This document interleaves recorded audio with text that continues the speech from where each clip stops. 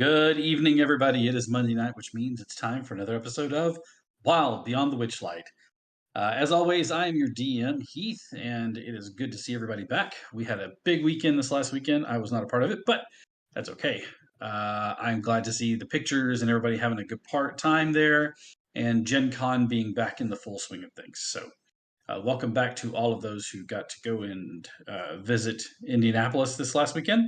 And I keep showing us your pictures. We want to see them all. I know that our buddy Steve got to go and hang out and see everybody. So welcome back. Let's see. What do we have? Some really quick announcements.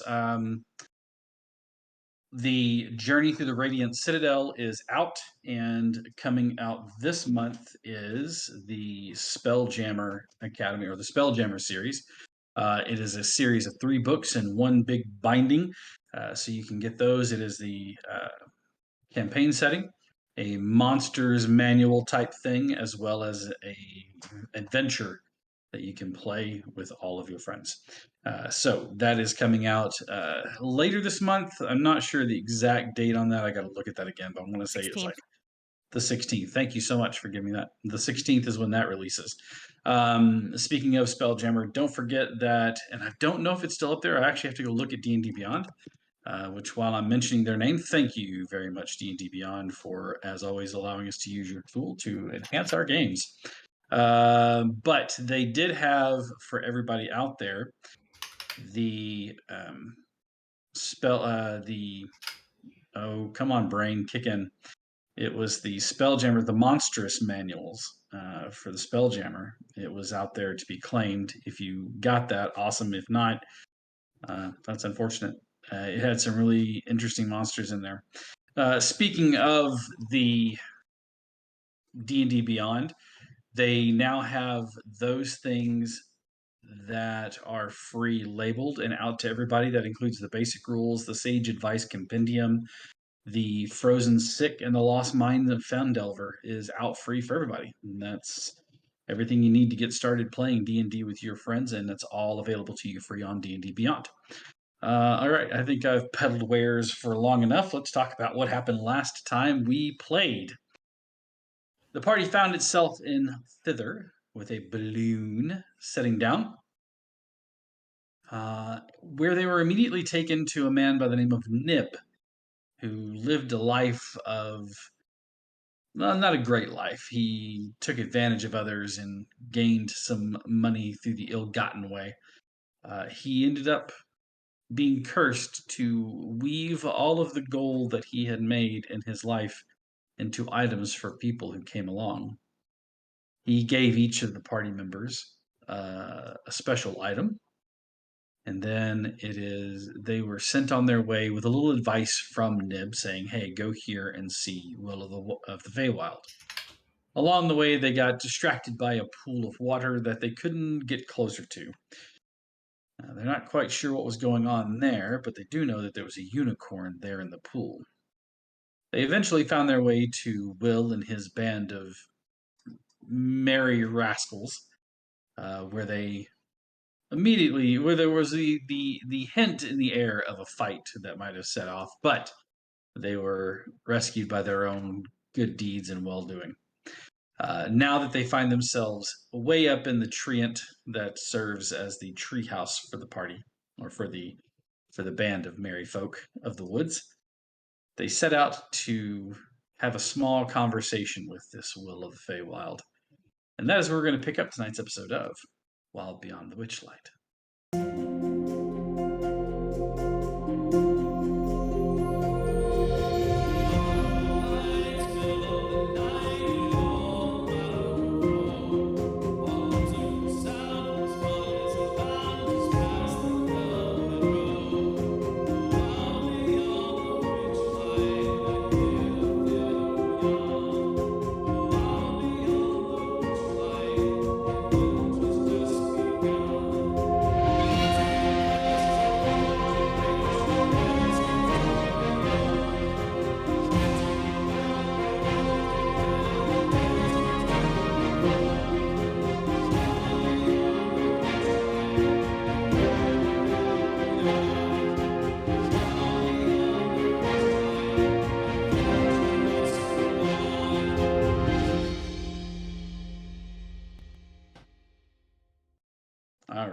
welcome back, everyone.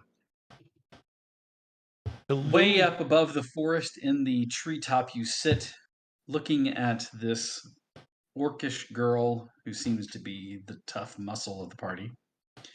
This ginger haired elven girl, and this young dwarven boy with one toe sticking out of his boot. Will, a wild haired child himself, looks at all of you and says, "So, what brings you all the way here to Thither?"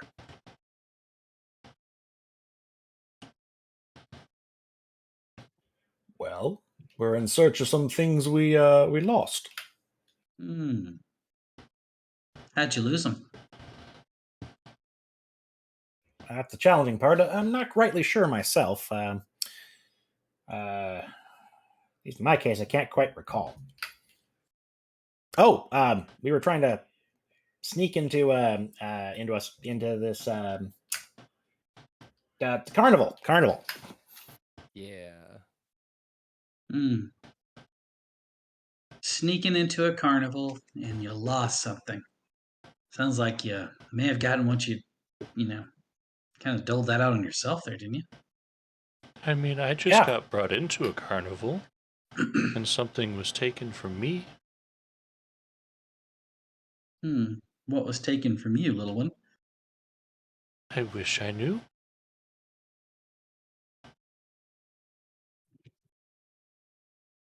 I've just been told I'm missing something. Well, if there's anything that's gone missing in around these parts, it's sure to be the old granny that's got it. She seems very interested in finding you. Well, I snuck away with some of her kids, but I can't let it rest there. There's more of them there. And I'm going to make it my personal mission to get them free. Do you know how many? There's a few, but we have a plan. Well, actually, we have a really good plan, but if you were willing to help, I'm sure it would go off without fail.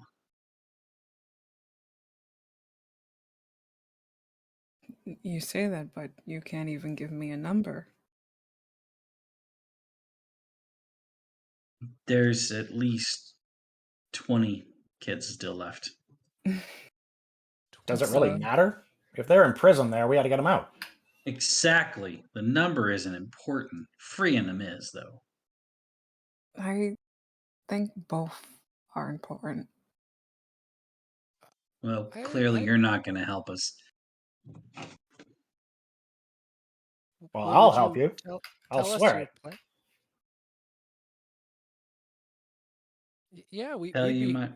happy to help. Could we hear your plan? Sure. I'll tell you the plan. So, and he lays out this map, this rough map on the floor of the. He's like he sketched it in the dirt and outlines the plan as follows. All right, so Bobby, Sloane, Zinner, Star, they're going to creep through the woods to the west of the tree and hide just out of sight of the screaming scarecrows. And he points to a spot on the map. Meanwhile, I'm going to sneak around to the entrance to the kitchen on the east side of the tree, over there. This is where you guys can come in. If you guys go into the goblin market, and he draws this like little rough shackle, like a kid's image of a house. It's like two sticks up and then like a pitched roof. If you go here to the goblin market, posing as travelers, purchase some sweets and arrange for a meeting with the hag, during the meeting, the children will alert the screaming scarecrows and thereby lure the 10 soldiers into the garden.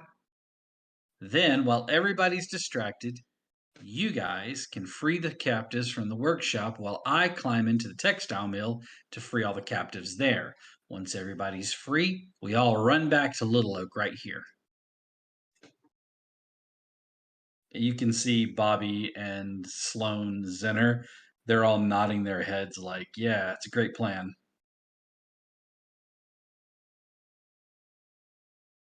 What's plan B? Is there a plan B? This is complicated enough as it is. Well, if No, something no, goes this plan wrong, will work. Look, Bobby, Sloan, Zenner, Star, they're just gonna stay west of the tree and hide just out of sight of the screaming scarecrows, so that way they won't even be approached by anybody. Meanwhile, I'm gonna go to the entrance of the kitchen.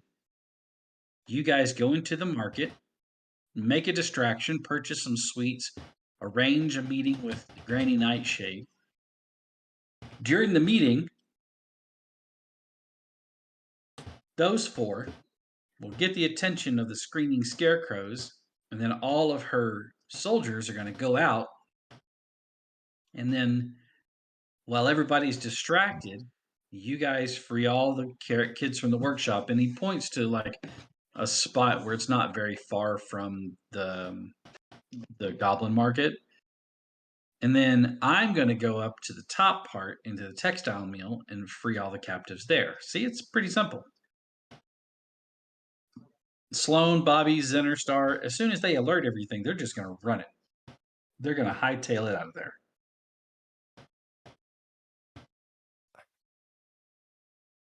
I share Nereus's concern. What if Who's this? Nereus? 6. I'm sorry, Sticks. It's okay. I share Sticks. My bad. Concern. What if this doesn't go off without a hitch? Is there a plan B in case we get attacked? Absolutely. Plan B is we wing it.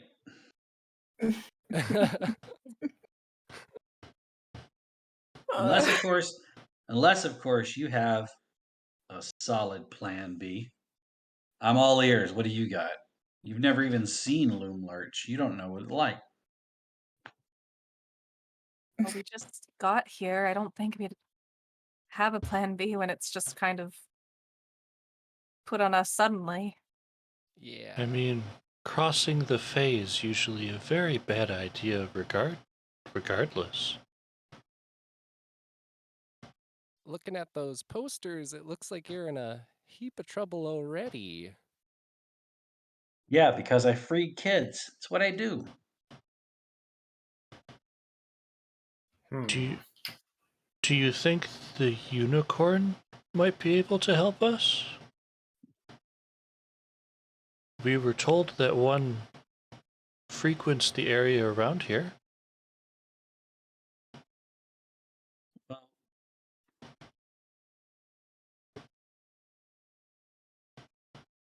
yeah, we got a unicorn costume. We made it so that we could reach the water at the Wayward Pool and bathe in it.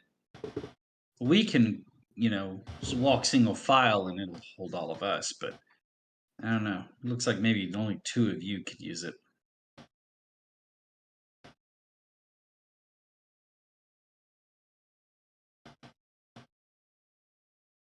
So only unicorns can approach it. Huh. Oh, I guess. Kids are the priority.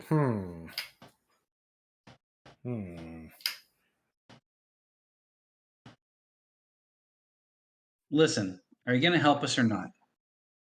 Because if all you're going to do is ratchet on my ideas, we've got other more important things to do, and I need to rework this plan.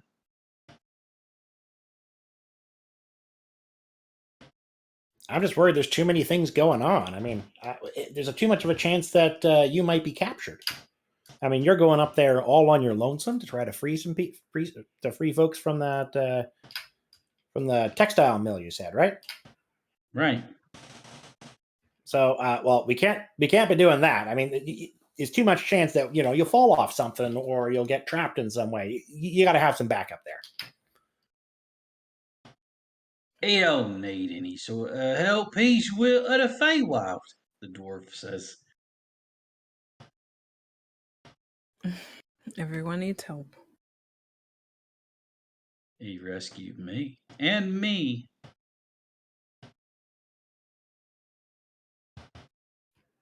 Yes, but now it seems like they might be prepared for you. Um, Nah, and the stakes I are doubt probably it. higher. Yeah, well, that's why we're asking you to help. Smart. Well, give us one moment. Sure. Everyone, what do we think?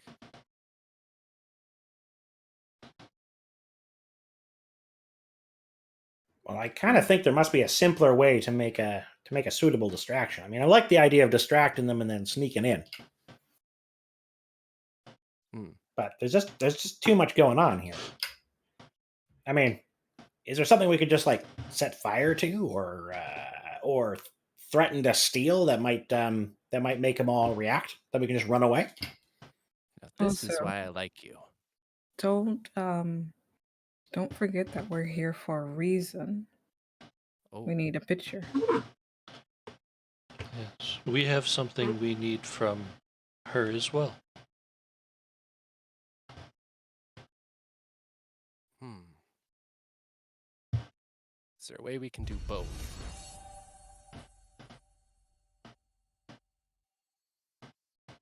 Hmm. Now, as much as I would like to find what I've lost, I mean, I think the freedom of these kids is much more important. I don't particularly care for the idea of being cursed. I agree with Sticks. I'm all for helping the kids, but I don't want to be. I don't want to be cursed. Oh, thank you for the party boon there. Ooh. Oh, party boon. Well, we have to meet with the witch, either way. And they want us to meet with her as a distraction. Maybe we can follow our original purpose and still be of help in rescuing these children. I'm not sure exactly what wing it means, but we could find out. And hopefully no curses.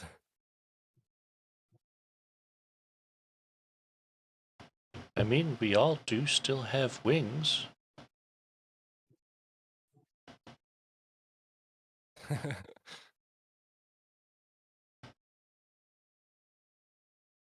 Well, everyone except for poor Percival.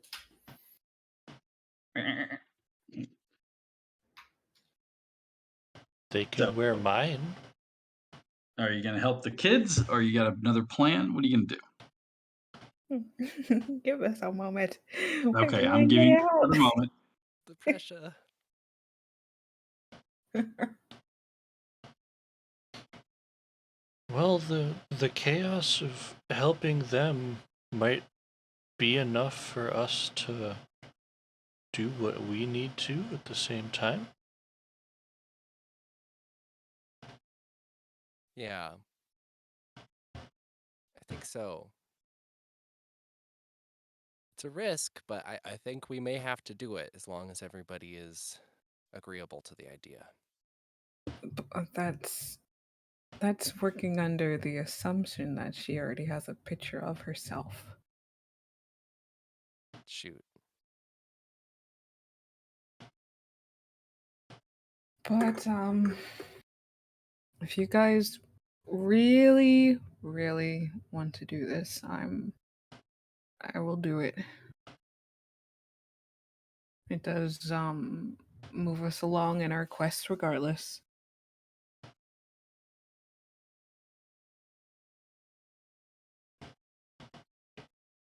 Okie dokie. Oh. Well, no, hold on a second. Everyone's trying to catch Will here, right? Well, Granny Nightshade's trying to catch Will. No, but I mean, like, there's those wanted posters all over the place, right? Those are all from her. Okay, but Oh. what if we were some enterprising bounty hunters, and then we like play it up? Oh. It's not a because bad then idea. we'd have good excuse to go running all over the place trying to catch things and make it absolutely like maddening to try to figure out what's going on. Hmm. Meanwhile, so I mean, like, Will, you'd have to be doing a lot of the running around, showing your face enough that we all see you and kind of come after you. Yeah, of And then course. we'll be falling over stuff. We'll be crashing into the other guards. We'll just make absolute chaos. And then like maybe Jay and Noodle can go kind of sneaking in because they're the clever types like that. That would be a distraction for sure.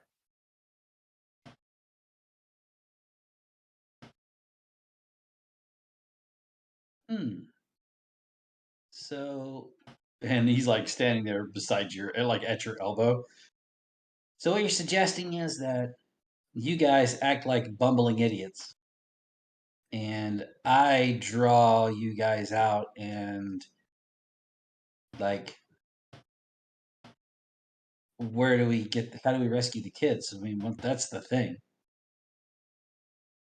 Well, what we do, right, is like we're like yelling and screaming and we're basically telling all of the hags like you said there were like screaming scarecrows and stuff like that. Yeah, I'm 10 soldiers. I'm not screaming. No, yeah, it's more like, hey, I saw him over here. Play the bait, play the distraction, but also it lets us get into other areas while they're distracted trying to trace you down. That's what you're going for, right? Yeah, well, I mean, like I said, the best idea is to draw the 10 soldiers away, because that's like her army. And if those guys aren't there, well then, you know, we Well, can if there are so many, what's the word? What are the signs? I'm forgetting the word physically, mentally right now. the wanted Contract? posters. The wanted posters. Haha. Thank you. Mhm. If will they be more willing to chase your friends that you've already helped free, or would they be more willing to chase, say, you, who the hag has really been specifically after? Oh yeah, no, she hates me, so yeah, she would definitely chase after me. I'm sure if now, how do you feel running wise? Do you think you could outrun the Tin Men? Or Absolutely. then we could also in the long term maybe set a couple traps to kind of get some stuck. That way you wouldn't have to be like running forever kind of thing. But if you're the distraction, um perhaps we could help get the others in to be able to help free more, since we're not sure of the number of the kids, right? You did say 20, I do understand that, but we want to make sure we get everyone out, right? Right. Plus, we could also keep the hag busy while we're seeing her. Kind of a two-way distraction. And it'll give more bodies to actually help get more kids out faster. If your All friends right. are the ones that are going in. Well, I mean, these three over here, they're not going anywhere near that place. I got them out already. I'm not sending them back into that. That's why I was going to have you guys get the larger number of kids out from underneath in the workshop. Well, I got the fewer kids up in the textile mills. Listen, I know the place well, okay?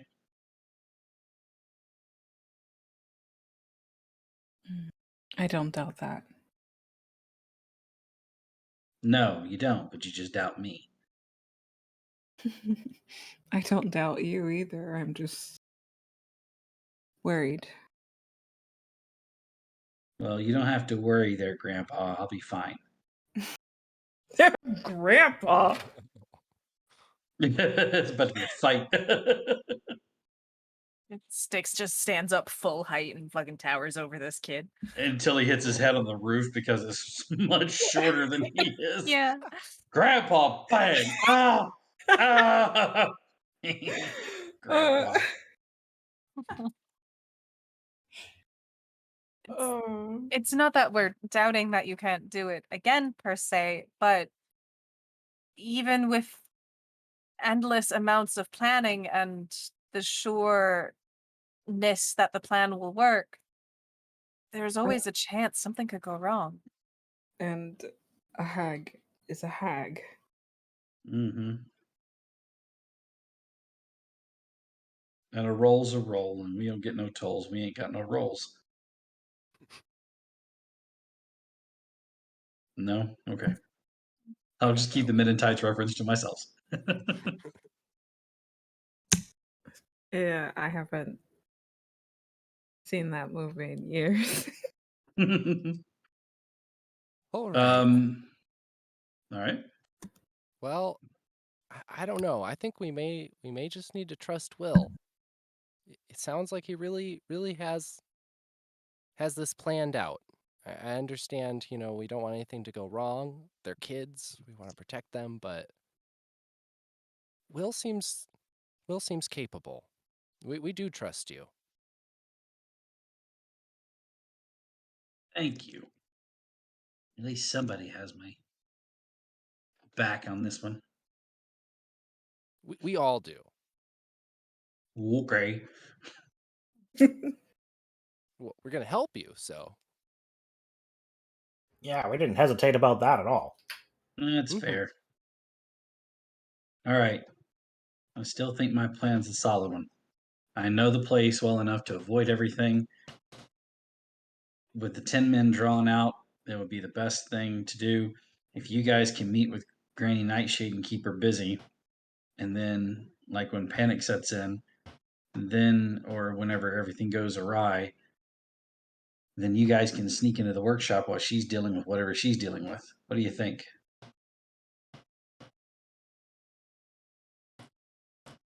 I think I prefer it over.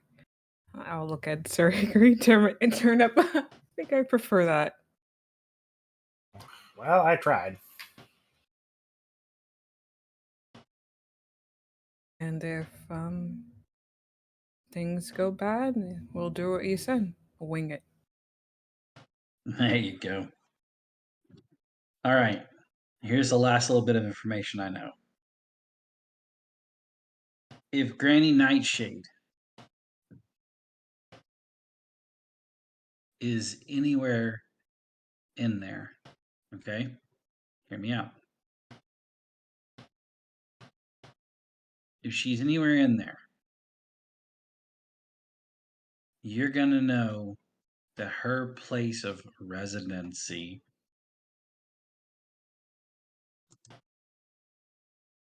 she resides in a room above the kitchen.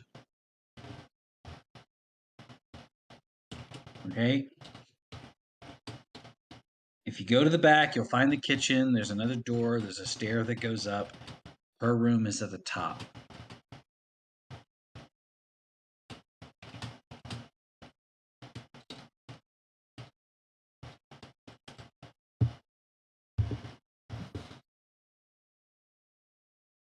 I will give a little thumbs up. All right.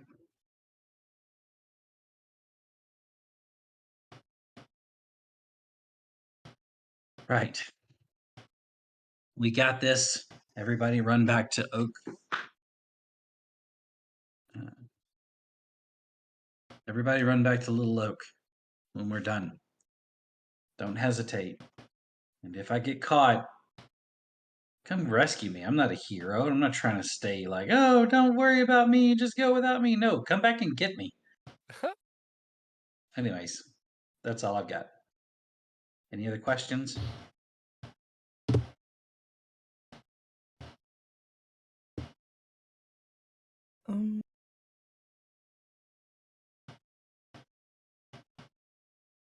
Not that I can think of out of character. Okay. All right. Then let's have some food. Let's rest up, and then we'll set off to see Granny Nightshade in the morning, okay? I'll just give a little nod. All right. All right. So, your plan is that you guys are going to go to the Goblin Market in Loomlurch and try to make a minor distraction, set up a meeting with Granny Nightshade. The other kids are going to scramble far away from the tree at Loomlurch, but just enough to be, like, hey, I can distract things. Will suggest waiting until you meet with Granny Nightshade, and then like have some way of signaling that that's the go sign, and then they'll distract and go from there. So, with that in mind, does anybody have a way of sending a message or anything else like that? I have the message cantrip. All right. Fantastic, because I have nothing unless I use Thunder Wave or something with a loud noise. That will cool. definitely get a message off. If your go sign is Thunderwave, done. It's like, Otherwise, I have Dancing Lights, which I don't know if would be able to be seen at. Oh, no, that's mending. Ha. Which reminds me, I will mend little dwarfs. okay. You take a moment to mend the boots. Yeah. And anybody who has tears or rips and the mending will work, I will also help like patch those up. Don't want you tripping because your toe is slipping out of the boot. Your boon, by the way, Oh. is not the boon of the stump, just so you know.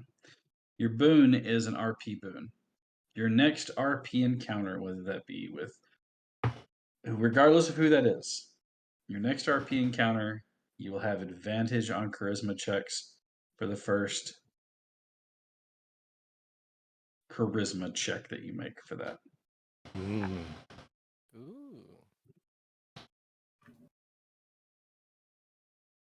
All right. You dine on some berries and fruit and other fun stuff.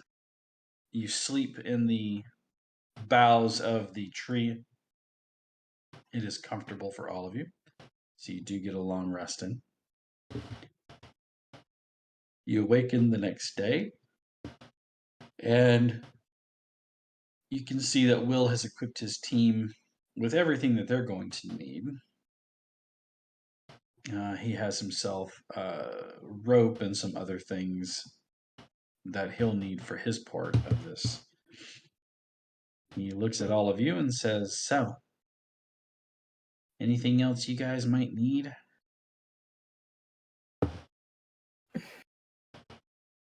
You know the place best.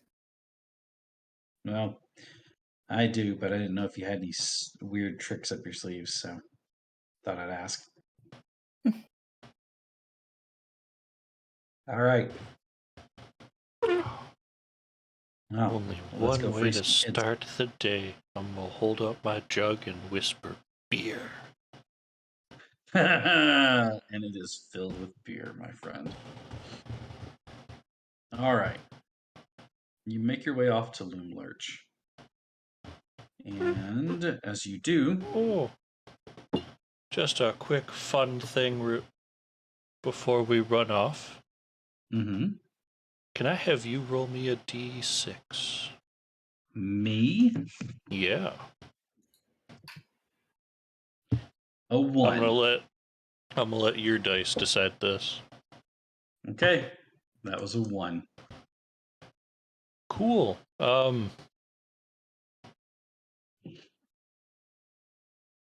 Let me look at my list here. Cool. Jay, when you wake up, it is to the smell of honey as Noodle has curled up next to you throughout the evening and passed out there. Aww. Sweet. Noodle smells like honey. Nice and warm. Not mead, just so you know. Nope. That's the I jar, mean, I wouldn't not put it me. past him.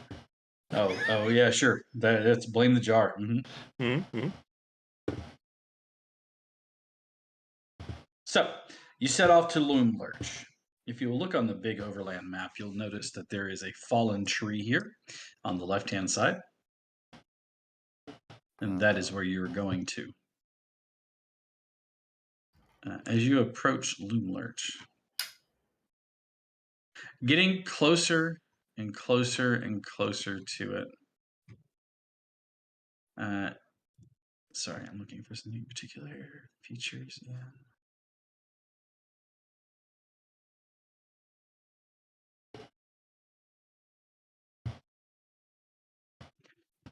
The trees, as you get closer to it, the trees here seem to be corrupted. Their branches are withered and twisted. Their leaves are brown and yellows. They don't seem healthy compared to the other places that you've seen here. This lush forest that has been there. The kids, you lose sight of them after a few minutes, but you know where they know where they're going, and you know where you're going. So you're not too worried. They seem to have everything under control. As you're walking, though, I'd like for all of you, I'd like for one of you, and let's pick here. Let's pick Sticks. Sticks, roll a d8 for me, please. Okay.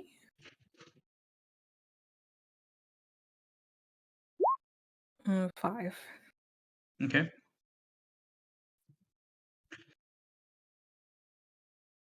A gigantic gnarled oak comes into view. Unlike other oaks in the forest, this tree looks unhealthy. You can see it's right at the edge of the forest where it starts to be corrupt. He has golden brown leaves. A thick carpet of dead leaves surrounds it, and the tree and 3 rusty sickles lie among the leaves.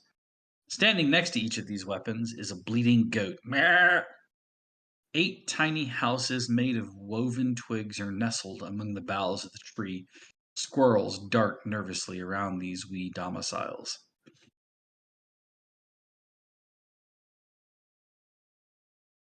Hey, is that a relative of yours there, Percival?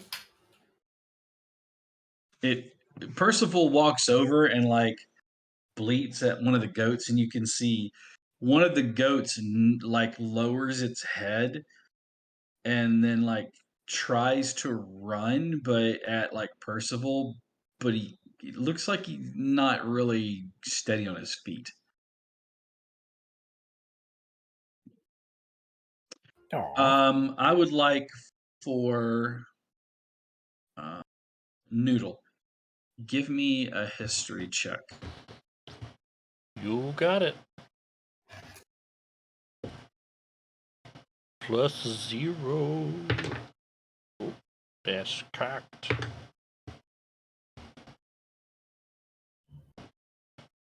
That is a natural 20. These sickles and these sickles remind you of something. It's not a weapon commonly carried by these little things, but you've seen these before. You think that they belong to some unseelie fae, so that would be evil fae. Ah.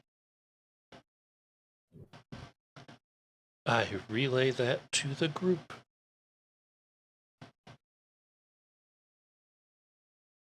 Evil? Evil, you say? Mm-hmm. There are good fae and evil fae. And then many more, I guess, gray fae? Kinda in the middle. You got the light side fae, the dark side fae, and the gray fae. The Schwartz is strong with this one. I see your Schwartz is as strong as mine.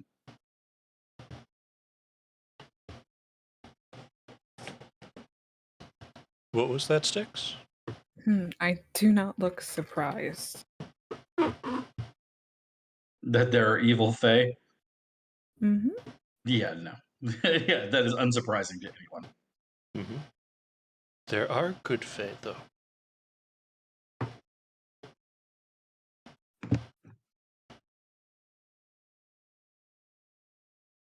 Ina Fae and Fae Dunaway Fae. Yes, Breck. That reminded me of something. I used to take names and combine them so it'd be like Tina Fey Dunaway. Olivia Newton-John passed today, and that is sad. I was doing a puzzle Really? over Greece the other day. I was doing a puzzle about Greece, and I was like, God, I haven't seen Greece in forever, but I was amazed at how much I remembered of the movie and of the show, and I thought about Olivia Newton-John, and I was like, oh, that was sad. The song that they put in there, "Hopelessly Devoted," do you know that was done like because they were like she has to have a solo song, and they did it after the filming, and they came back and edited that in. And the pants that she wore at the end of that, those leather ones, they had to sew her into those every day, and it was so uncomfortable. Wow. So yeah, I like the movie. I'm a big fan. Anyways, so our love and respect to the amazing Olivia Newton-John. You will be missed. So, anyways, back to the game. Sorry, I just thought about that when I saw that. Thank you, Breck, for reminding me. So there's this old tree, and you can see these tiny little houses that are in the boughs of its limbs. Are you doing anything in particular? Are you just looking at the goats that are there? Time to feed the goats.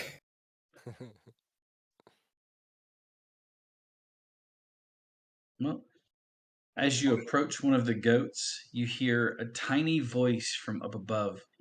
No, don't hurt them. What? What? No, no, no. I would never hurt the goats. I mean, look, I brought my own goat. We just wanted to say hello. You can see 3 pixies high up in the tree. They become visible. Don't slay the goats, lest they transform back into redcaps. Wicked creatures, with their blades. Our poor tree is dying. Given up the will to live, it has. Oh, I'm terribly sorry. Hmm, Now, you say these don't. were red caps? Indeed. What's a Lots red more cap? redcaps. It's a wicked little creature, angry with her iron boots. They started appearing when Granny Nightshade took over the forest. Like her, they appear to have no redeeming qualities at all. The odd grows the red caps in a garden near her lair. It's inside a fallen tree that spans a ravine. I think it's and they have a conversation like a league. No, it's not that far. It's like 500 feet. No, it's much further than that. They're having a quick conversation. We can't come to an agreement on how far away it is, but it's that way. And you watch as one of them, like, pet the tree. And the only good way to restore our sweet old grandfather oak is to rid Thither of her presence. That's the only thing that we can think of. Good riddance, I say. If she goes away, the whole forest will be better. That's true. It would be better. But we're not much for violence. That's why we turn them into goat. They make rather dashing goats, don't they? And they are actually like, no, these are terrifying, like the witch kind of goats with like 6 horns on their heads. If anybody's ever seen The Witch, you know what I'm talking about. If you haven't seen The Witch, you're missing out. It's a good movie.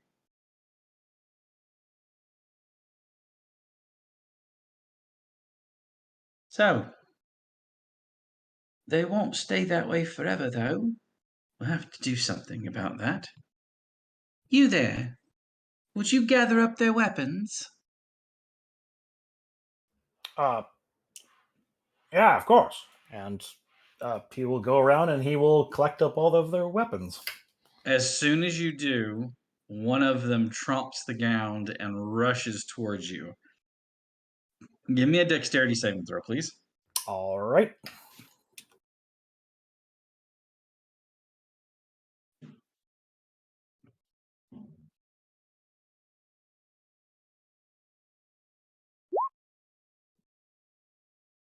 That'll be a 10.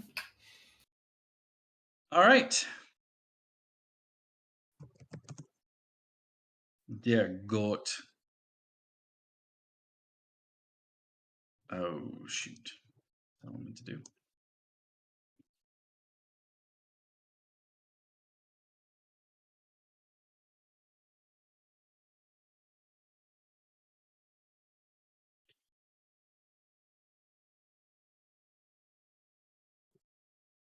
The goat rushes towards you and slams into you, doing 4 points of ram damage.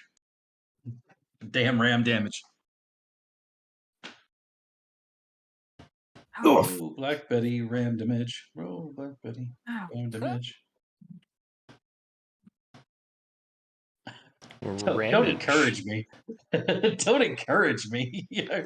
Laughing at me just encourages it. Ramage, yes. I had a dodge ramage one time. All right. You see, continue to try to pick up the other sides. Yeah, except this time I'll go full defense as I do it. All right.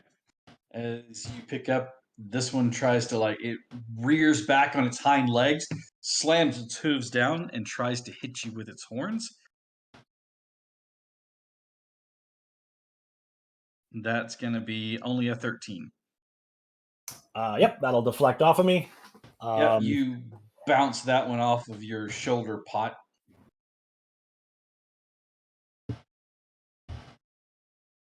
Yep, and I'll heft up my shield and just kind of tank around and just kind of slip them into my belt. Okay. As you pick up the third one,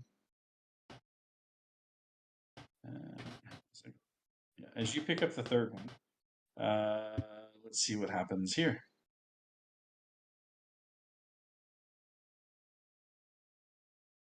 One more tries to ram you.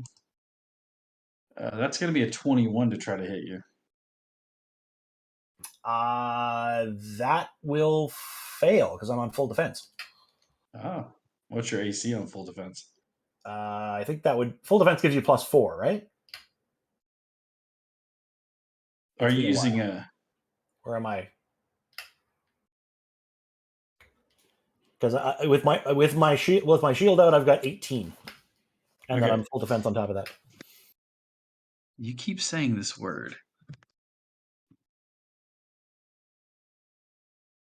Oh, am I screwing up something? Yeah, I have so many editions of game in my head. Yeah. I'm like, I don't think that's a thing that does that thing. Could it be dodge, maybe? I think that's 5e. You're trying to take the dodge action while you're doing it? Yeah, I'd let that happen. Because free item interaction, if you take the dodge, he gets disadvantage on the attack roll. But full defense is a thing from a different version. Okay. Yeah, okay, then that's what I intended to do then, I guess. Okay, Yeah. no problem. I get what you were trying to do. You were trying to defend yourself while doing it at the just same defend time. myself. And as you scoop, you see his horns coming down, and you bring your shield up and spin and pick the side up at the same time. As you do so, you hear "Brr!" as he rolls off your shield. He rolled a nat 1. It tosses him to the ground. He kind of he's does that thing where he's trying to right himself, so his legs kick for a second in the air and nothing, and then he rolls over and stands up, shakes his horned head for a moment. All right, all 3 of the weapons are now in your possession. What are you gonna do with them? They're looking at you like they're ready to storm the ground or try to hit you again. I think probably what I'll do is I'll probably turn to the others and be like, "I'll be right back," and I'm gonna like clamber onto the back of Percival, and I'm gonna go Mhm. do a wide circle out into the bush, and I'm gonna basically like dump them out in the bush somewhere. Oh, so just chuck him out into the woods. All right, so you chuck him out into the woods somewhere. The goat's chasing after Percival, who is a much better goat than they are. As you do so, you hear the bleeding off in the woods somewhere. Um, there's laughter, and then all of a sudden you hear the sound of like tromping through the woods. You see three very angry looking red caps, and you hear the tittering laughter of the pixies up above you. The red cap looks up and says, You there, you're gonna give us back our weapons. You shouldn't have taken what wasn't yours. Give it back now.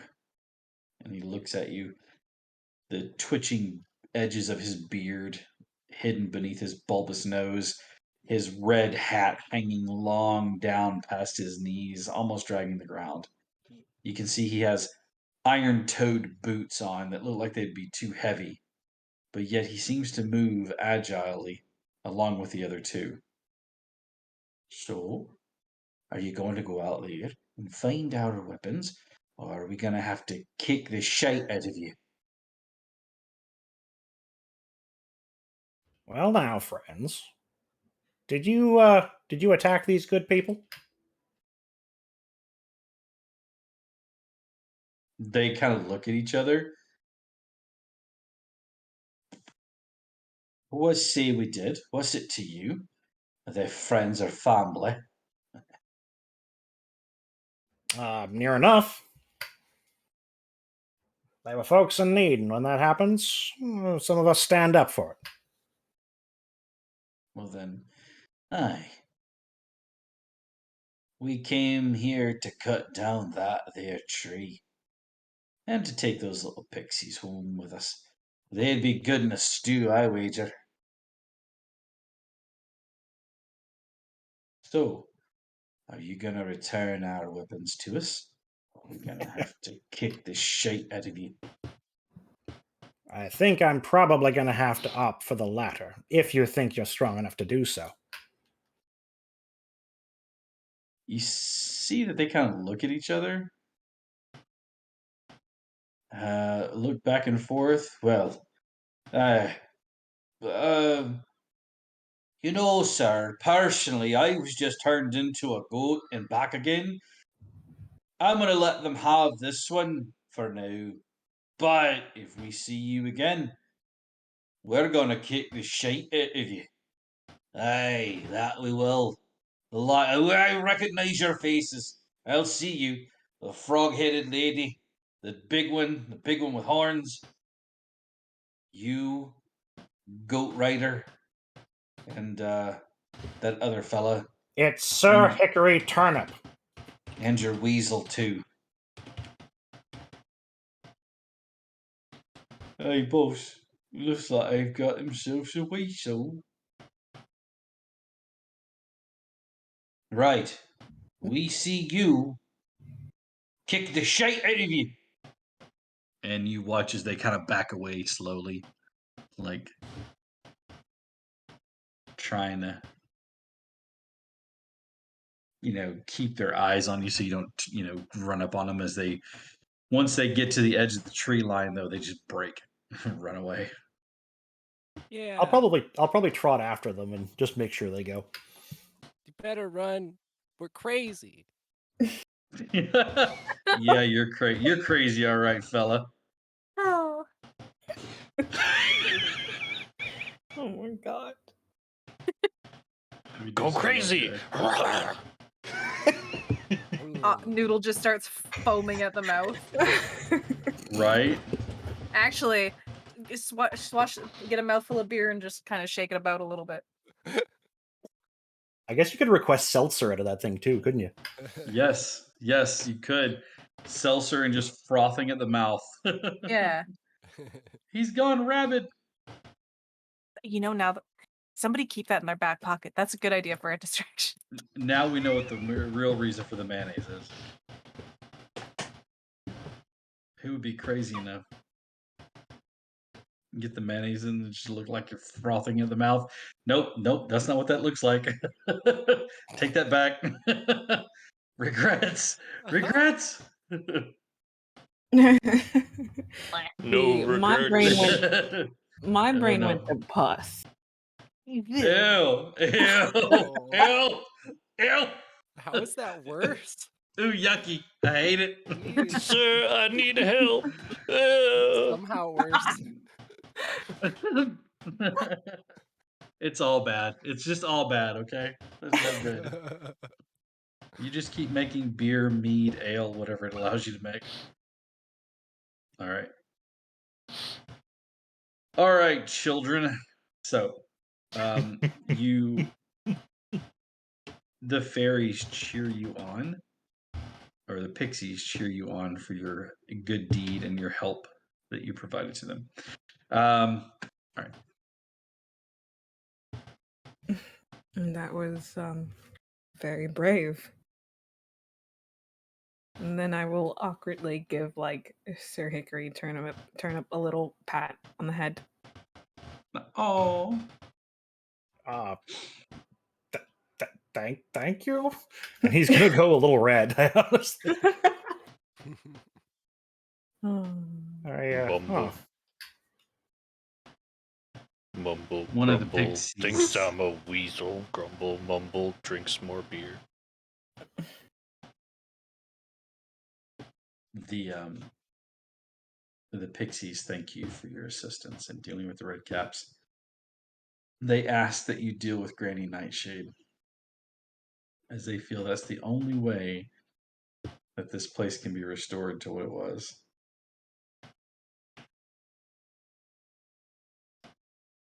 Wow. Nightshade is certainly causing a lot of problems around here, folks.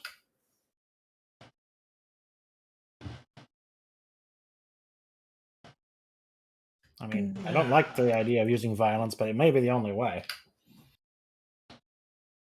If you don't think violence is the answer, we're not asking the question.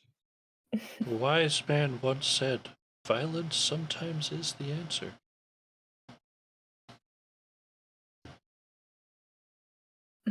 We can try to talk first.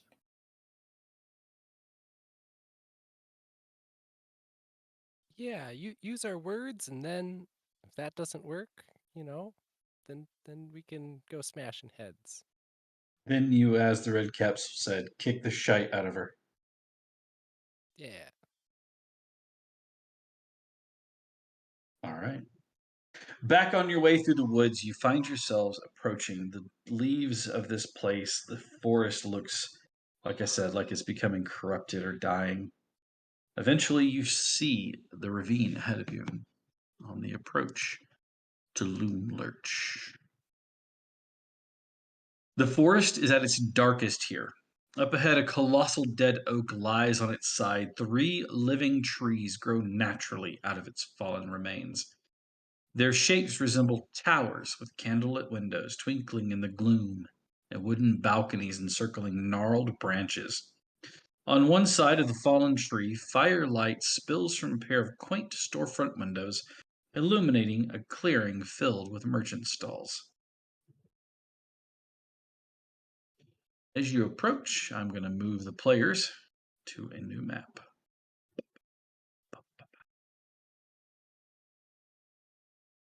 And I will need to move your tokens. Give me just 1 second here.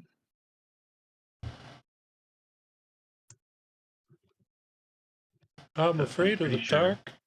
I I'm can't pretty sure see. you can't see anything. You can see my pinging though, correct? Yep. Yep. Place your tokens down here, please.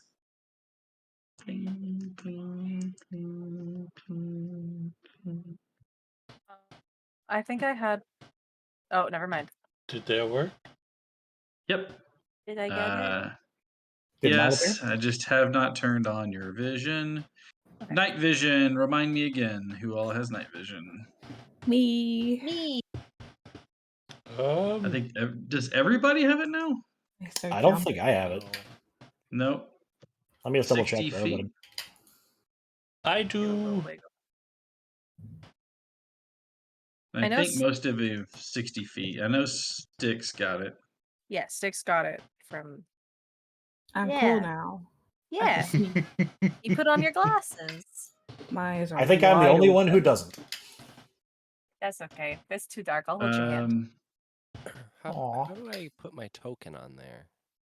So from the journal, if you will hover over your name Okay. and drag your name over onto the map. You do that by name?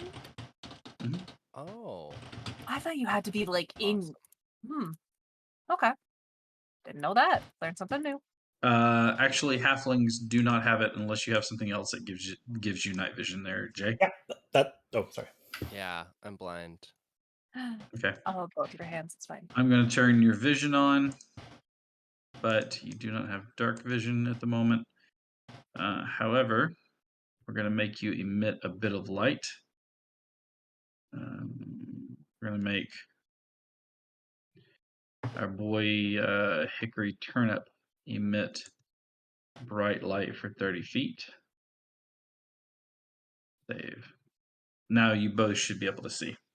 Oh, cool. Yeah, I can light a torch or something like that.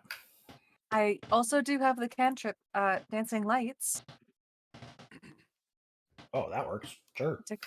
Also, I do. This hasn't come up yet, but I do, because of my background. I have a little friend that emits an extra 5 feet of light. He's just like a little. He's just like a little orb. I haven't really brought him out yet. Okay. I got it from my background. Do you think I would be able to find the note that I made on it? But I guess not. Extras? No. You've got a little will-o-wisp? Yeah, he's a little will-o-wisp. It's part of my It's Aw. from. Yeah. That's why he has it in his artwork. Oh, that's so cool. Let me go look at D&D Beyond, because I need to go look at the background now, because I know that's where I got it. It's like a friend from the carnival.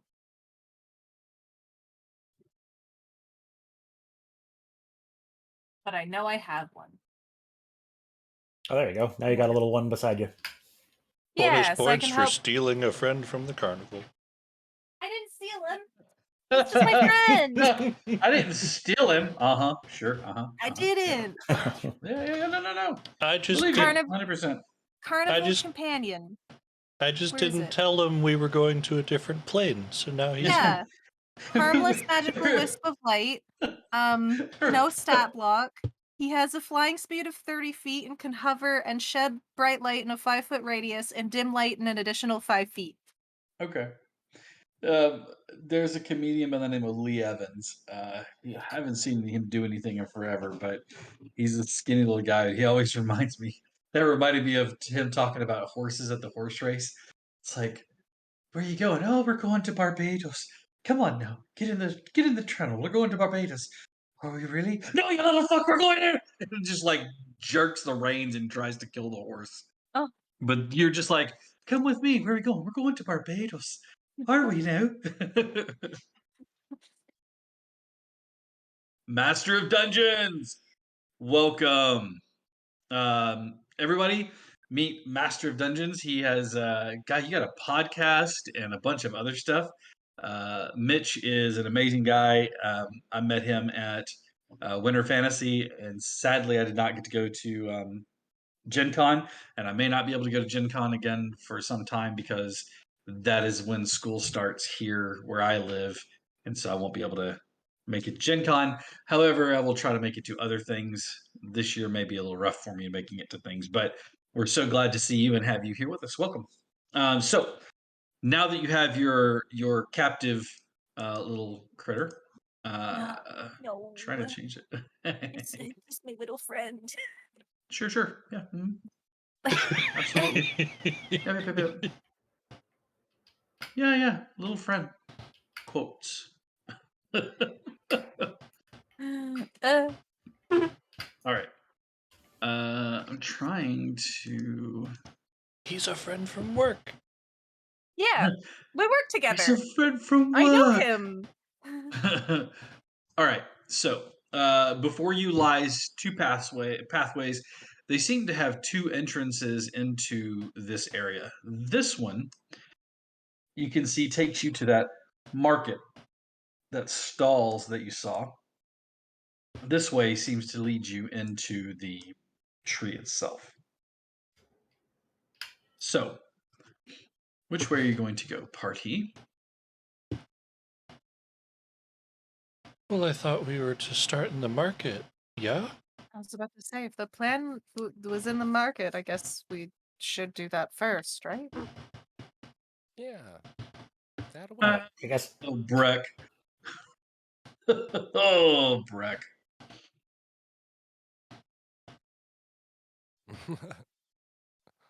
I don't like it. No, sir. Not one bit. All right. So you guys are to market. Excellent. All right. Oh, Moving that direction.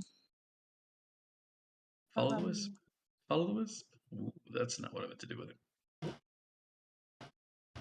Oodaloop. oh, that's right. I made a token for young Percival. Ah, you did. It Forgot should be about in that. chat. Hold on. Where did you go, little buddy? I need my friend. I'll just drop it back into the bottom of the chat. There he is. So the gnarled roots of this bridge span this rocky, dried up riverbed, leading you further in. Ahead of you, as you cross through this area, boop, 3 stalls selling candy are situated in this clearing, lit by windows carved into the giant fallen tree to one side of it. 2 goblins are working in each stall. The whole enterprise is watched closely by a goblin, but he seems to have a head made out of a toffee apple and appears to be muttering quietly to himself.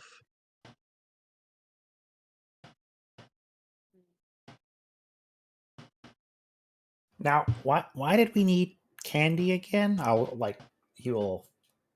Hickory will quietly whisper to his companions. Well, I don't think we were really supposed to buy any. It was just we were wait, were we supposed to buy some and then create a distraction? Or create a distraction while buying some? I thought we were supposed to buy some, then go and talk to go talk to Nightshade. Maybe she likes candy. That's a good point. Hello, Perhaps- little girl. Do you like candy? stares at Fanny.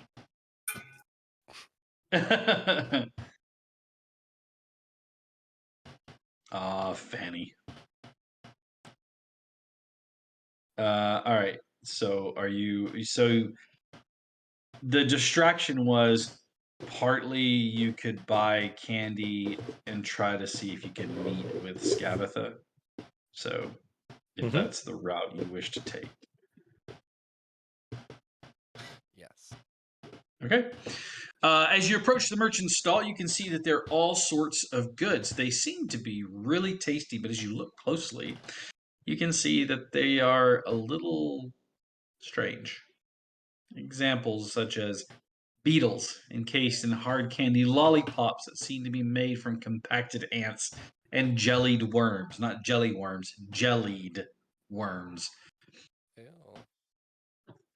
As you approach, the toffee-headed merchant says, "Step right in. It's a wonderful day here at the Goblin Market. What would you like to partake of today?" Um, Was that common? You see that the toffee kind of gives it that garbled as he opens his mouth. There's like a stretch, like like a cheese pull from a video, but it's like toffee that's pulled in between his mouth. Horrible common.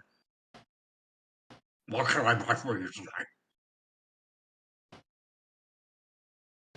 Oh, I'm not a cook. I'll point to like, what was it? A hard candy with, did you say beetles in it? Yes, there is. It looks like it's hard candy with some beetles in it and some other things.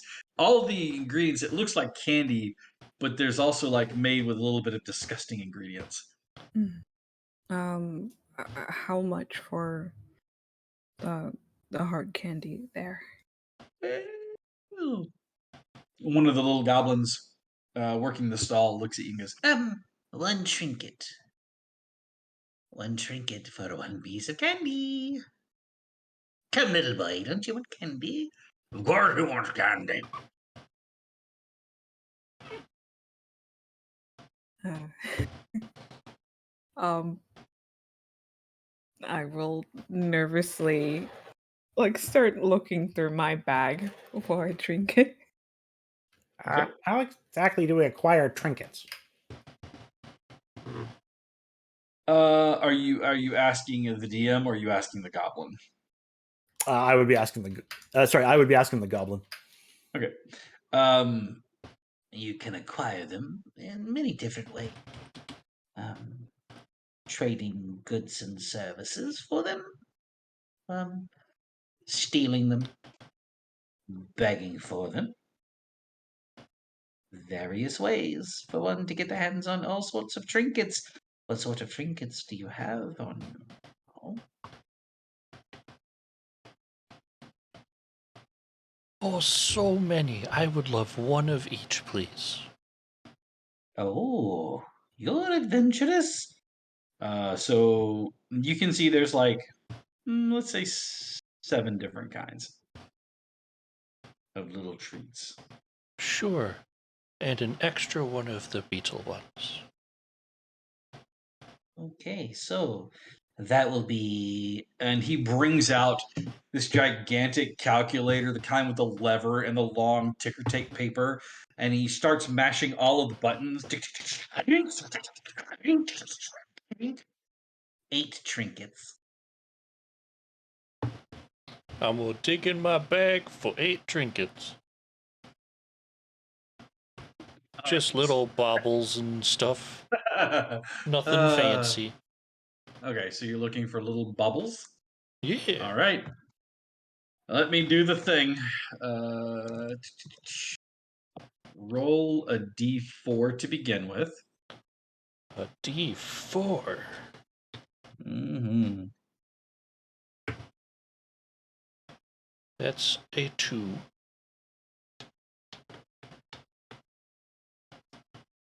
Okay. We're going to go with the Gothic side.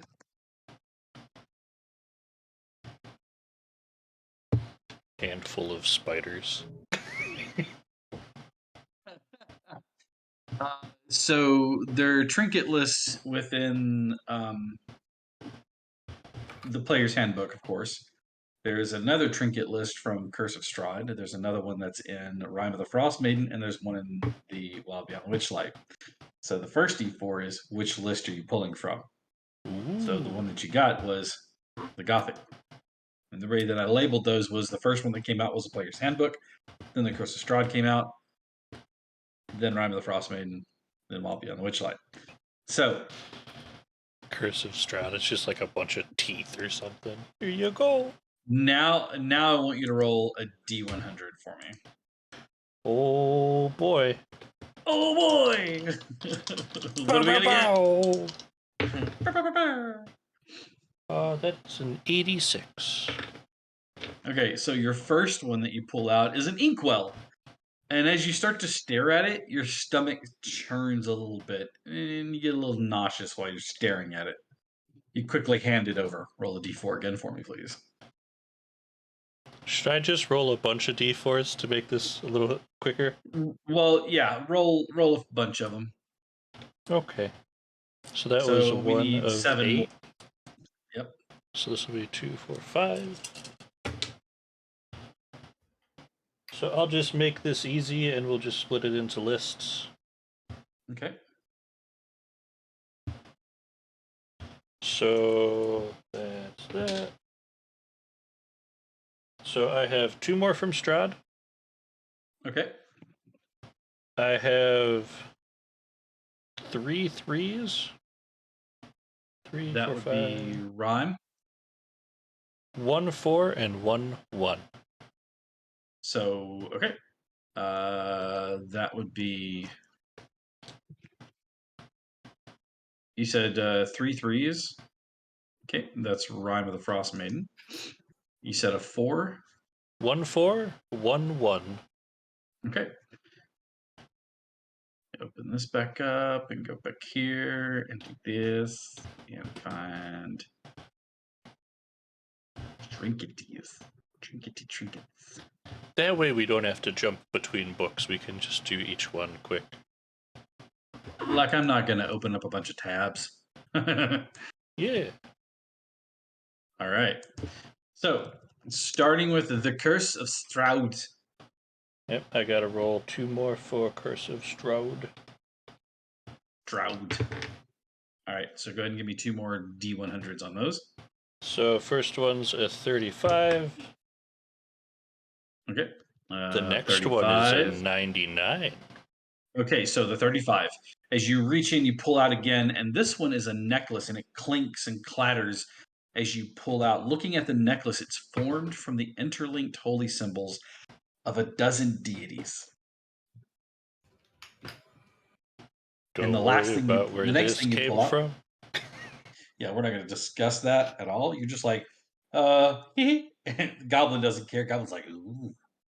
The next thing you pull out is a vial of perfume. But as you go to smell it, you can't smell anything.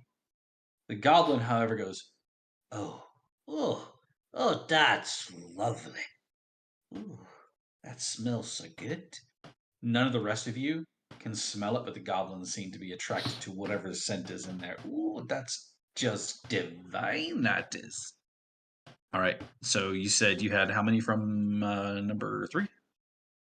Number 3 was... So that was 3 from that. I have 2 3s, a 4, and a 1. Okay, so go ahead and roll a D100 again for me, or 2 more D100s. 69. This time you reach into your bag and you pull out a fabric doll bearing a very angry expression. It's dressed in clothes that look to be made for warm weather. And a The goblin 21. looks at 21. The goblin looks at the doll and says, "It reminds me of my mother-in-law." The next thing you pull out is a stone from a burial cairn with a tiny dwarvish rune carved into it. All right. Okay. 1 from 4 and 1 from 1. Breck, that is exactly what I imagined too. The necklace from the guy from the mummy. I'm sorry, what was the next one? There's 1 from whatever 1 is and 1 from wherever 4 is. Go ahead and roll that D100. 90 even. Okay. This time you reach in, and it's a set of false wooden teeth. The goblin looks at him and says, those may come in handy later. I'll take them. And he takes those off your hands as well. I called it. The last I one. knew there would be teeth. Somewhere in there. 52. 52. Gotta roll right past it. This one you pulled out, and it's 2 toy soldiers. They're made out of tin. One of them, though, is missing a head. The goblin takes them and goes, "Oh, I could start my own army, like Scabatha has. But one of them is going to be constantly wandering around in circles. Anyways, thank you. Here are your treats." And he hands you a very lovely box. Each one of the treats is packed into a small vellum paper cup, and he says, "Enjoy all the treats." And with that, your business is concluded. And I as you take guys take a look at this. your boon, go ahead. Yep. I would say I take the second beetle pop Mhm. and hold it up to Sticks. This one is for you. Thanks, little man. And I will take it and actually attempt to eat it. All right. And as you pop the sweet treat into your mouth, we're going to take a quick break. If we could get 10 minutes, we'll be back at 10 after the hour, where we will conclude tonight's episode. 10 minutes, we'll be right back, guys. Don't go anywhere. Tell your friends we're still live with Wild Beyond the Witchlight.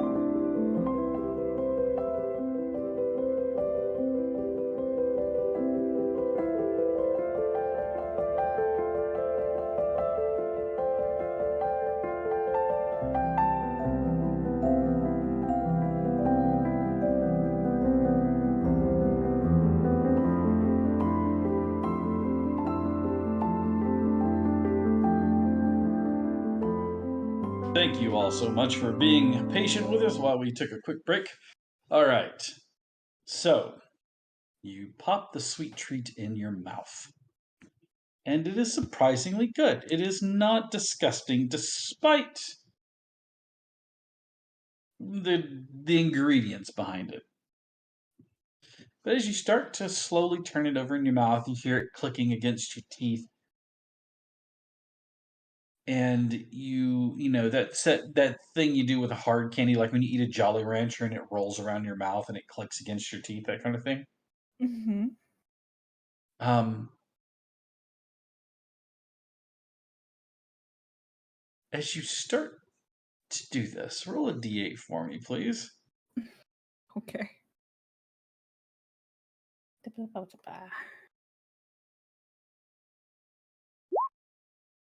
4. Okay. You don't feel any different, but the rest of the party is looking at you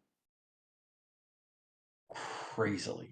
Their faces are slack jawed. They have this gape of amazement and wonder, and you're trying to figure out why they're looking at you. And you realize that's because your head has swollen to twice its normal size. From behind you, you hear a that one's a funny one. Oh, As the toffee apple headed goblin laughs at your misfortune. oh Oh, my it's not permanent. Better wear off for a little bit of time. god.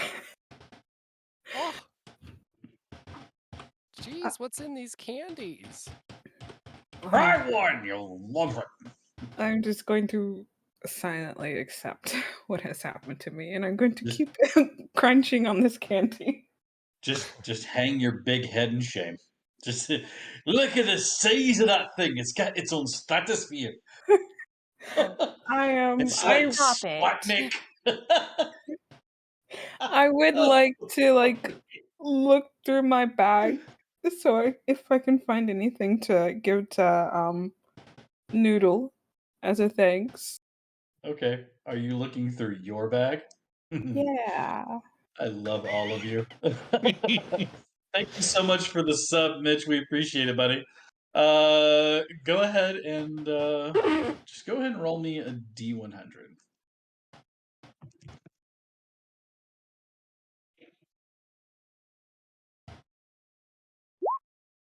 88.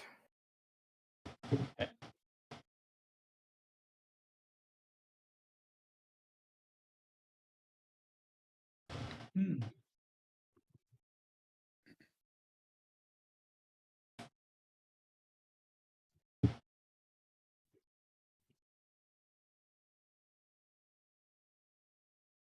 You pull out a candlestick with a small nub of a candle within it. It's not lit. And as you watch, the candle lights of its own accord. The flame at first isn't remarkable. It's the orange red color that you expect to see, but as you watch, it starts to bob and move in the air as though blown by a breeze. And at first, you're thinking, this is odd, there's no breeze here. But as you watch, it takes on the form of a tiny dancing fairy. It bobs and pirouettes and spins on the head on the wick. One of the goblins is leaning forward, looking at the candle. Oh, that's lovely, that is. Are you willing to part with it? I've got some wonderful treats here. The same things that your friend bought, but this one would be for you.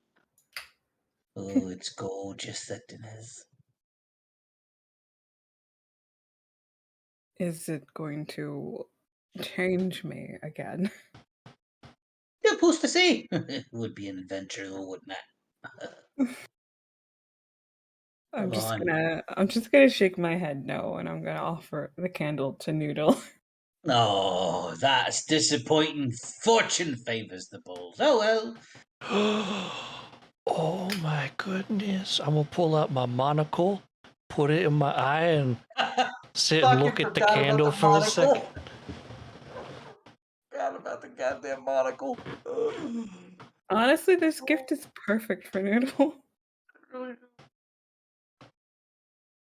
Forgot little about that damn monocle. My little green monocle. Yes. So picture this for those of you who have never tuned in with us before. You have an otter holding a candle that is dancing around, and he takes a monocle out, pops it in his eye, and it's got this green tint to this manic otter, and you stare at the dancing flames, and yeah, it's this tiny dancing fairy. It's lovely, thank you. Anybody else want to try any candy? I have more if anyone wants some. I have one of each. I'll try Well, one.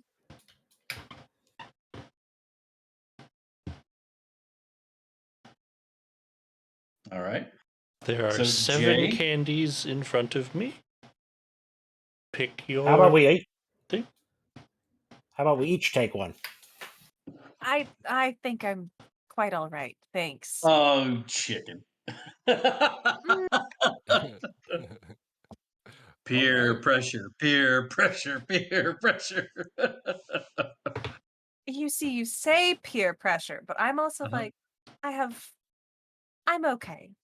My brain went beer pressure. Like, shake up the alchemy jar and uncork it. And just spray it all over Willerin. Now that'd be rude. First of all. Distraction! We should charge for that. You're paying for the dry cleaning if you do that. Listen. That's not what I was saying. I was just saying we should charge for the show, but that's. Uh, I'll even take the weird one off the table. I'll take the gummy worm. Oh. Okay, so you're gonna eat the jellied worm? Yeah. Okay. Roll a d8 for me. Oh, I'm so ready.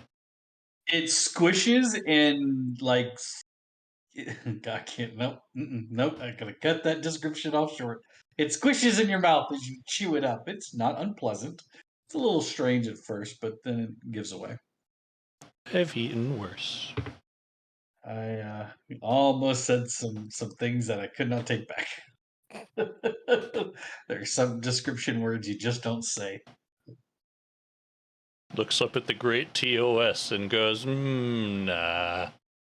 That is a 7. Yeah, just poking it over here already. just tickling it. You all watch, and this effect you feel.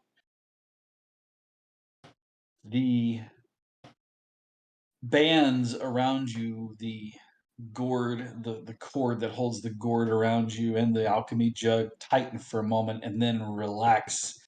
And you all watch as Otter grows double in size as though affected by an enlarge reduce spell. oh. Ha ha! Giant Otter. That's mildly terrifying. And by giant, we mean like human sized. Which I'm is a kind of still terrifying. whole. I'm a Giant. whole what?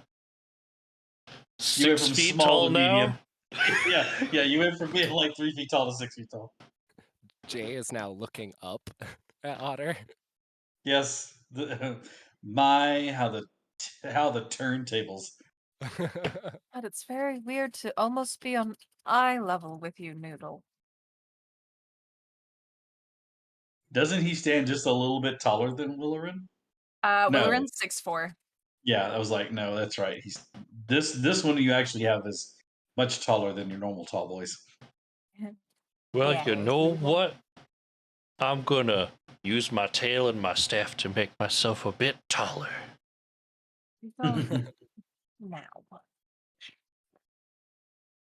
No, there we go. It's all over with now. You've all given Otter the ability to be huge. Well, at least large. All right. It's good to see you eye to eye. Now you don't have to hurt your neck. Hello. Jay, which one of the candied treats did you take? The lollipop? Did you take the other beetle encased in hard candy? Did you take the? You couldn't take the jelly worms. Did you take the spider popcorn ball? Spider. Going with the Spider popcorn ball. spider popcorn ball. All right, you chew it up. It's caramelly and crunchy, as you would expect to see. Um, roll a d8 for me.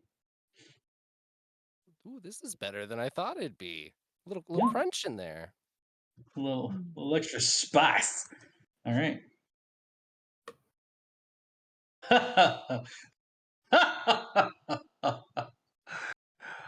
You finish it and work that last little bit down. Man, you kind of like lick the tips of your fingers to get the last of the caramel off of there. And as you bring your hand away, you watch as and it lands on the tip of your finger. It spreads its wings and the back end of it glows for a moment before it closes its wings, cutting that off. And then you watch as another one lands on your thumb, and then another one on your shoulder, and then 4 more flitting about your head, and then 7 more flying above you, 6 more that land on you, and a swarm of fireflies are drawn to you, forming a persistent cloud. You shed bright light in a 5-foot radius and dim light for an additional 5 feet. Oh, As jeez. you are surrounded by a cloud of fireflies. I guess you could say I glowed up. Aww. No, we can't say that. It's against the law. All right, Sir Hickory, turn up as you look at your friend who has a big head, another one that grew larger, and then Jay, who looks like he's like the centerpiece at a rave. I bend down with the rest of the candies. Do you want one? Sure, I'll never. I'm not afraid. I'll take the lollipop. Let's try that one. Okay. Wait. Now that I'm big, does my voice come down here? Hello? Yes. Yeah, it's like normal. It's like normal otter voice. Hello. It's like no. Normal otter voice, not the deep one that we turn on. Well, hello. Noodle sounds like you now. All right. The lollipop is not completely hardened. It has a little bit of a tackiness to it, a little bit of give in the bite. But it's tasty. The ants are actually add a little flavor to it, almost like a black pepper. Like it's sweet with this little black pepper crunchiness to it. It is not unpleasant. And as you eat this, I need you to roll a d8 for me, please. You got it.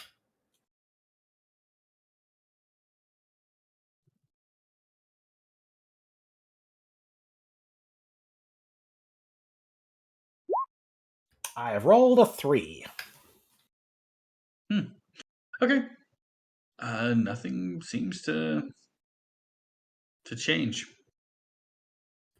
You finish the last of your lollipop, and the stick is made of wood. And I'll give it to Percival. As you give it to Percival, who crunches on the stick, you pull your hand away, and there are stains like where your fingers were. There's these bright, I shouldn't say bright, but they're these purple stains, like your finger stained them. You look at your fingers, there's nothing on your fingers. You don't see anything. Weird. You kind of like. I will wipe my fingers on something else and see if I stain it as well. What would you like to wipe your fingers on? Willerin's face. No, I would never do that. I would, but that's just me. Actually, I'll reach. He can I'll reach reach. over and do it to Noodle's gourd. He has to reach me first. That's fair. He does have to read. He's sitting on Percival. So he just stands on Percival's Yeah, back. I've got the height. Oh yeah. But I'll just wipe my hands on power. On Noodle's this- Noodle's gourd. Noodle's gourd. And that's such a strange statement to say. As you wipe your fingers on the stoppered gourd that hangs at Noodle's side, you see that once again it leaves this fingerprints, these stains. But it's really interesting because it's purple, but it has that iridescence to it that sort of flows. And like it changes from purple to like an indigo to a blue to a green before trailing off. Hey, Noodle, you want some really interesting face paint? I'm okay. I'm okay. He's got to learn to switch it back. Alter the brain. Screw you up for the next week. So I think Kikri will probably just get off of Percival and then basically start like applying like symbols and stuff to him. Just kind of having fun, like do him up like a lion or something like that. Okay. As you touch his fur, what color is his fur normally? Is it like a white or kind of a gray? Yeah, he's a white where he hasn't like made a mess of himself. Okay. As you mark him, it goes from like a dark, from like a black color to a dark gray to a lighter gray until it fades out to like almost matching his fur. Like I said, it's not long, but like the pattern, you notice it, the colors change based on what you're touching. But Oh, this is weird. All right, Willerin, you're up.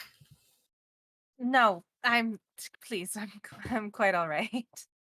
Thank you.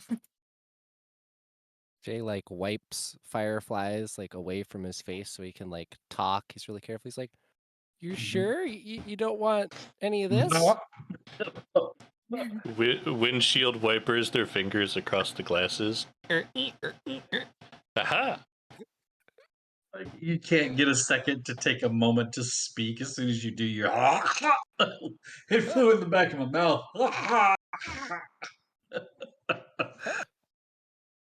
Lightning bug in the gob.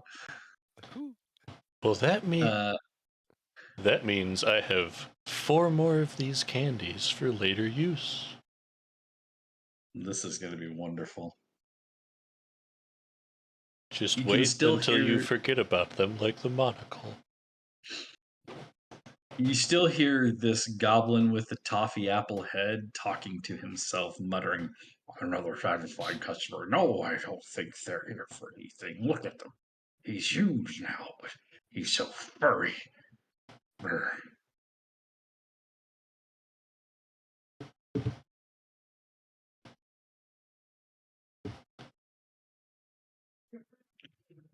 What brings you all the way out here to our fine establishment?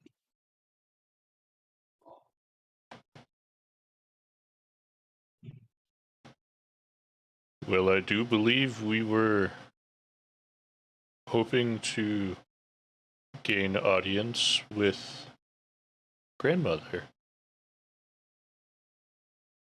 Ah, you're looking to see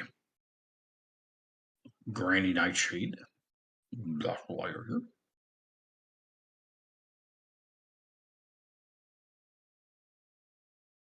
It's so hard to understand him. Yes, that's why we're here. Marble. I know, right? Well, come along. And he says, "I'll be right back," to the other goblins who just kind of like wave at him, like, wave him away. Um,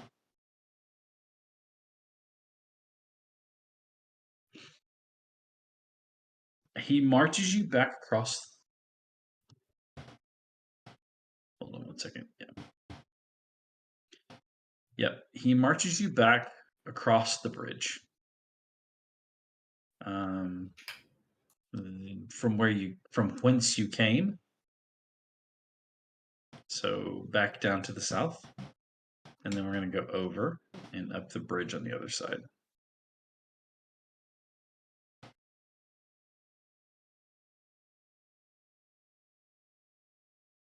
Sorry, my roll 20 is a little laggy, so it's.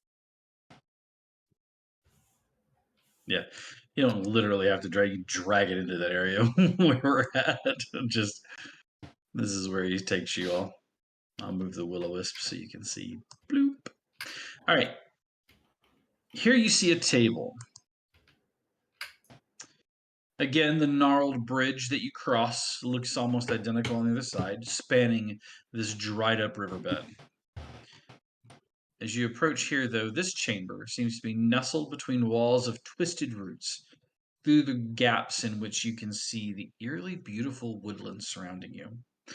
A closed wooden door stands opposite the root bridge that leads into this room, and in the center of this room, there are 4 armchairs encircling a small table laid out for a tea service. A painted wooden box, 3 feet on a side, rests in a corner. A crank protrudes from one side of it, causing it to resemble an oversized jack-in-the-box.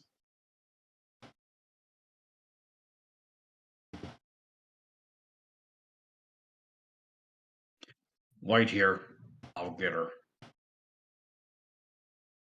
And with that, he exits the door on the far side. Is our what was it, a pumpkin head? It was Our a toffee guide? apple, like a candy apple head. No, our guide. Oh, your guide, Scarecrow. Is he Clapperclaw. still Clapperclaw is with it? waiting back at the root at Little Oak. Okay. Yeah, Clapperclaw is just gonna get you to where you need to go. He's not gonna. He's like, oh, this isn't my problem. I still want my antler head back. All right. He is gone for I don't know, several minutes, and eventually the door creaks open, and a little old woman totters forward. She wears a grimy, old-fashioned shawl, and her skin looks like gnarled bark. From her back protrudes a large iron key. It's ticking rhythmically as it rotates. Sit down, children. She says in a voice reminiscent of crunching leaves. Let's have some tea. And she motions for you to sit down. Would Quick it question. be Mhm. Am I still covered in fireflies? You are. Okay.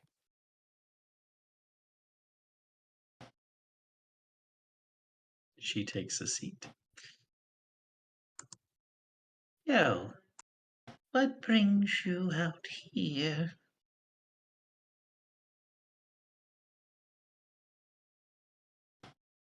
So far from what appears to be your home. Mind your head, dear. Don't want you bumping it on the ceiling. And she says to both Styx and Willerin and Otter as well.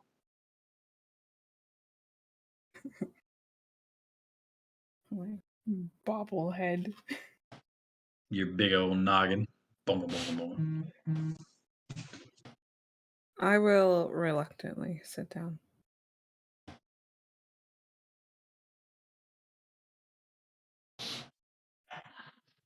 Jay tries to sit down, but making it overly complicated and looking very awkward with the fireflies just resides to standing there. So he doesn't want to squish any. Okay.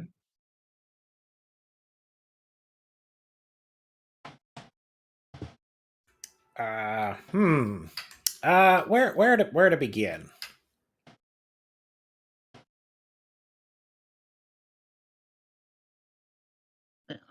As always with a story. Begin at the beginning. It's the best place I've found. All right. My manners. Pardon my manners. My name is Granny Nightshade.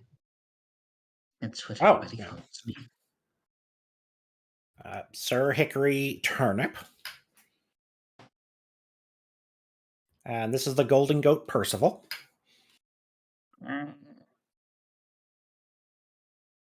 Hi, I'm Jay.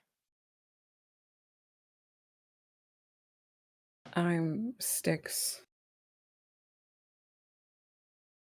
My name is Willerin. I'm going to do a real awkward bow because I am not used to my current size. People call me Noodle.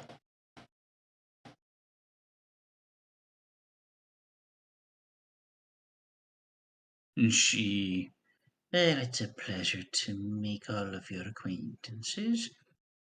So again, you're a long way from wherever it is you're supposed to be. What brings you all out here? Well, that's a good question. We've all lost something, and we're searching for it, and that's brought us to you. And you watch as she reaches behind her back and turns the key. Pours tea into dirty cups. Sets them up, and she insists that you drink up. Please, drink, drink. Thank you. It's so good. What kind of tea is this? Free tea offered to a guest in my home. I was And gonna she guess reaches out with chamomile. like this chicken bone and stirs the tea. Takes the bone out of the tea, like licks it clean. Looks over at another cup. Oh, you're not drinking up here. Let me stir that up for you. And reaches in with the same chicken bone and stirs that cup of tea. And she sucks the bone dry again. Extra flavor. Wording, phrasing. Are we still doing phrasing? Yes. Is that a thing? Anyways, I regret. Anyways,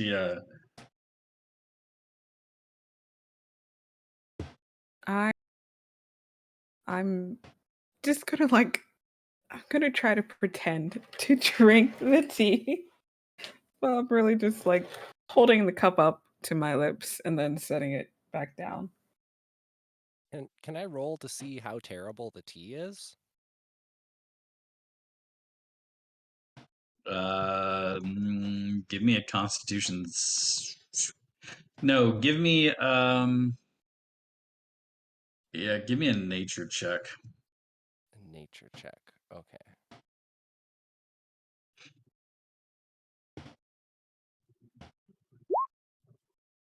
All right. Pretty awful. Yeah, Ooh. it's pretty awful, and it's made out of stuff that it's like half mushroom tea, half like just grass. It's like she's like just making water. It's like watching a kid play with water and grass and calling it tea. It tastes like chamomile. Actually, as this is going on, I'm gonna quietly, under my breath, cast Purify Food and Drink. Okay, give me a sleight of hand. Okay. I believe in you.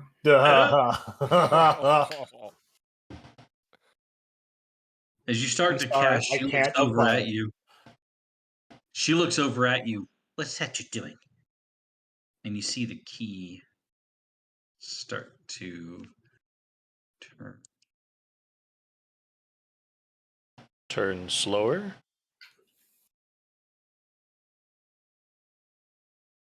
It starts to turn.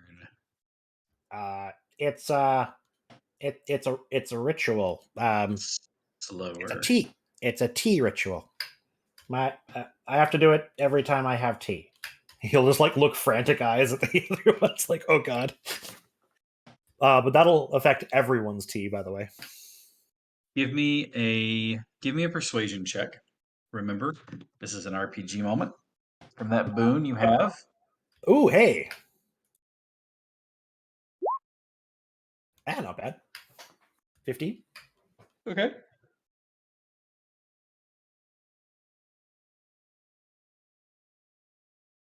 Let me check something real quick. Doesn't seem to be any sort of ritual I've ever seen. I'd like for you to give me a deception check now, please. Is anybody aiding this at all? I'll help. I'm pretty sure I have. Yeah, you've seen this before, or no, this is a new thing. How are you helping? Kind of along the lines of, no, this is a new thing. It something I learned in my travels at the circus. I was showing them during our journeys and travels, and it's just something we're trying to continue. I'll let you roll that with advantage. Sorry, myself or hit? Okay. No. Okay, perfect. All right. Oh, something new. Well, drink up. And it is now pure. You can drink it. It's not awful. Okay, I have to ask, does it qualify as water or tea? I Because I mean, guess it would change it to whichever one of those, a true form of which one of those is. I'll say that you purify the drink so that it is actually still tea, but it is no longer like festering. Questionable. It's no longer questionable. It's now potable. Ooh. Today's categories are potables, an album cover, ain't no bum cover, singing a gold mine, Trebek. All right. Well, I will drink my tea. And then. And never. Good. Oh, and then I was going to offer Granny a drink in return. He looks at you and says, What sort of drink do you have for me?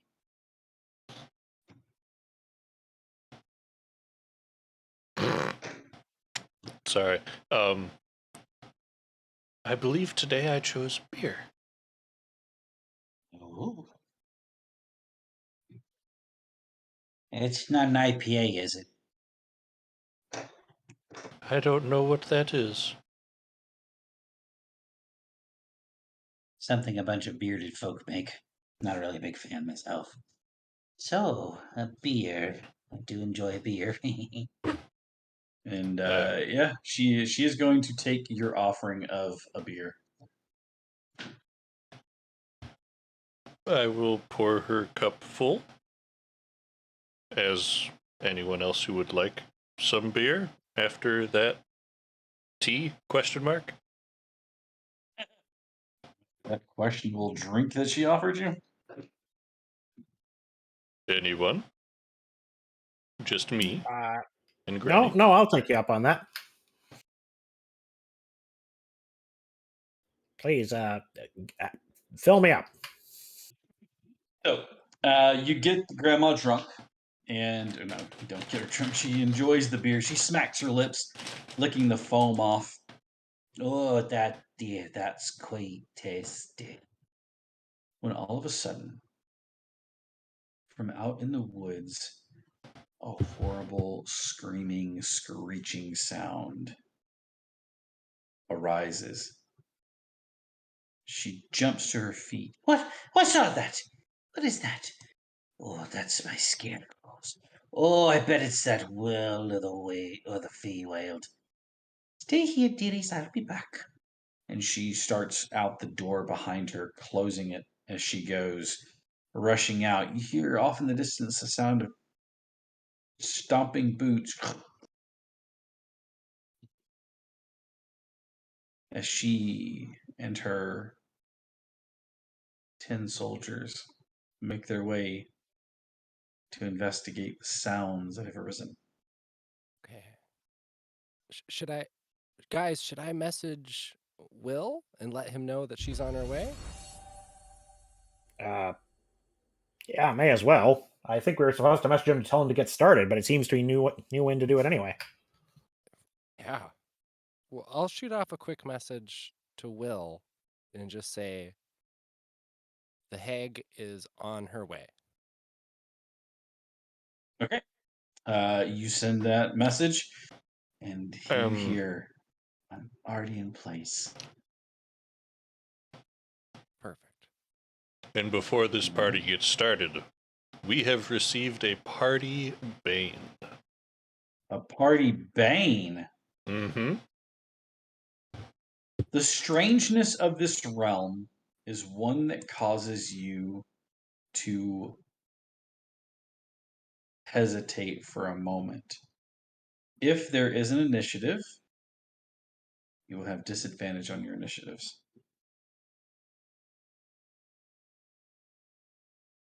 And as they tromp off, figure out what it is that's going on out in the world, my party, my friends, my viewers, that's what we're going to call it for the night. We want to take a moment, though, to say, Fanny, we missed you. We hope you get feeling better, and we will see you next week when we return. In the meantime, I really do hope that we get to see all of you guys next week. It has been a lot of fun having you all in here, and we will be back next Monday, barring any unforeseen circumstances, with more. While beyond the Witchlight, don't forget that tomorrow night we have a Star Wars game with our DM Jason. It's Remnant Shadows. Make sure you check that out. And then on Wednesdays, our good friend JT is back with the Falscala Knights. And we hope to see all of you guys for that as well. In the meantime, take care of yourselves. Don't forget to go check out the Spelljammer Academy on D&D Beyond and all the other free stuff that they have. And give them your love. And in the meantime, take care of yourselves, and we will see you all next time. Stay tuned for the raid. The raid!